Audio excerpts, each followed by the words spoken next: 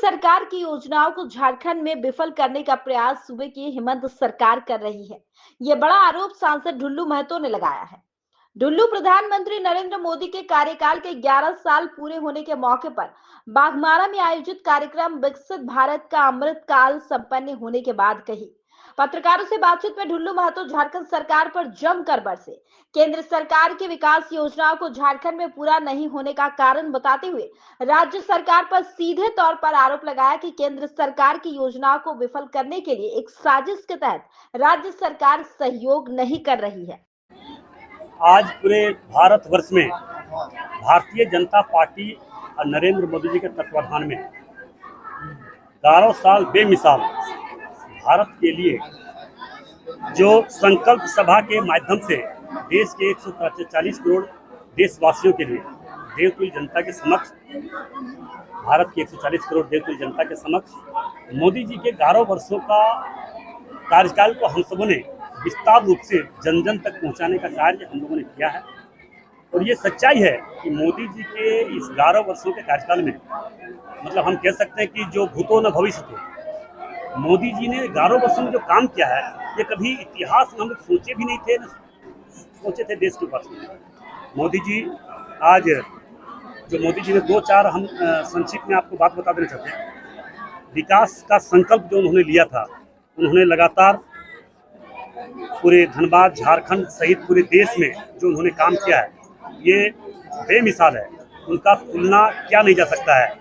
चाहे कृषि क्षेत्र हो, चाहे गरीब कल्याण की नीति हो, चाहे युवाओं के लिए हो, चाहे महिलाओं के लिए हो, चाहे सांस्कृतिक और सम्मान के लिए हो, चाहे पर्यावरण और सुरक्षा के लिए हो, चाहे कई ऐसे बड़े बड़ी योजना मोदी जी ने धरातल पर उतारने का काम किया। 370 धारा कश्मीर से हटाने का काम किया।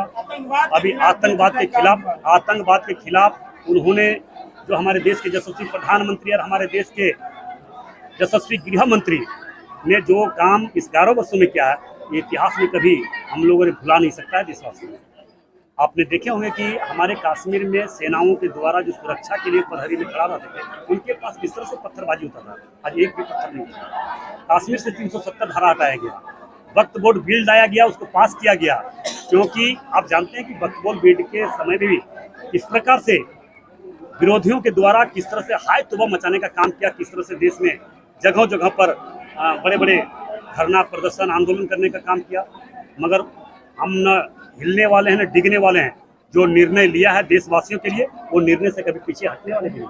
आपने देखा कि 22 अप्रैल 2025 का घटना जो 27 निर्दोष हमारे भाइयों का हत्या किया, उसके लिए 27 हमारी बहनों को मांग का सिंदूर उजाड़ा गया।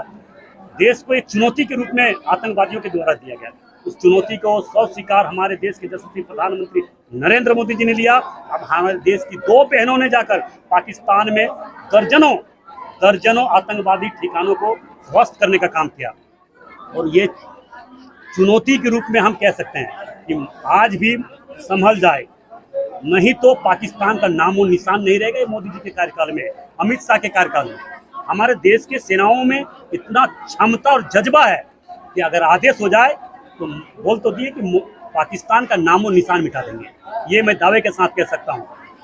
नेतृत्व करने का, हमारे देश का नेतृत्व करने वाला का क्षमता और ऊर्जा इतना जबरदस्त है कि उनको कोई रोक सकता है न उसको कोई आगे बढ़ने से कोई रोक सकता है। मोदी जी को जो नेतृत्व करता है, नेतृत्व करने वाला निस्वार्थ भाव से देश का सेवा कर रहा है, निस्वार्थ भाव से देश को आगे बढ़ाने के लिए कर रहा है। और निस्वार्थ भाव से काम करने वाले व्यक्ति के समक्ष कोई भी चुनौती आता तो उसे सौ स्वीकार करके चुनौती को ईंट के जवाब से पत्थर से देने का काम अगर कोई किया है तो देश के यशस्वी प्रधानमंत्री नरेंद्र मोदी जी ने, देश के गृह मंत्री अमित शाह जी ने किया है, देश के पूरे कैबिनेट ने किया है।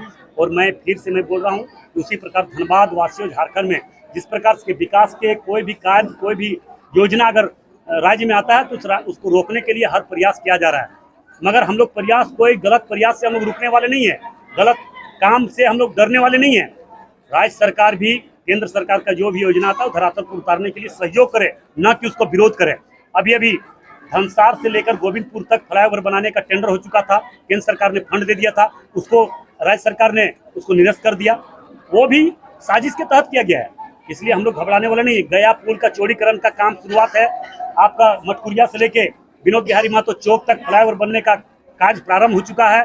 आपको निरसा में फ्लाईओवर बनेगी, जो वहाँ पे जाम की स्थिति बराबर रहती है। गोविंदपुर में जाम का स्थिति रहने के कारण वहाँ पे भी फ्लाईओवर बनने जा रहा है। यहाँ पे एयरपोर्ट बनाने के लिए भी जो यहाँ के लोगों ने जो हमसे डिमांड किया, तो उस डिमांड को मैंने सरकार तक पहुँचाने का काम किया है। बोकारो में भी जो वहाँ पे एयरपोर्ट बना कर तैयार है, राज्य सरकार की कमी के चलते वहाँ पे फ्लाइट नहीं उड़ाया जा रहा है। तो हमें कह सकते हैं कि बहुत ऐसे कार्य है जो अभी तक धरातल में उतारने की जरूरत है, और केंद्र सरकार का इच्छा शक्ति अनंत है। वो उन्होंने कार्य करने का सोच रखता है, उन्होंने कार्य करना चाहता है, मगर राज्य सरकार का न सहयोग मिलने के कारण हम लोग काम करने में थोड़ा सा असक्षम है। मगर मैं दावे के साथ कह सकता हूं, जिनके साथ प्रभु श्री राम जी का आशीर्वाद हो, जिनके साथ देश के 140 करोड़ जनता का आशीर्वाद हो, जिनके साथ झारखंड के 3.5 करोड़ जनता का आशीर्वाद हो, उनको आगे बढ़ने से कोई रोक नहीं सकता, विकास को आगे बढ़ाने से कोई रोक नहीं।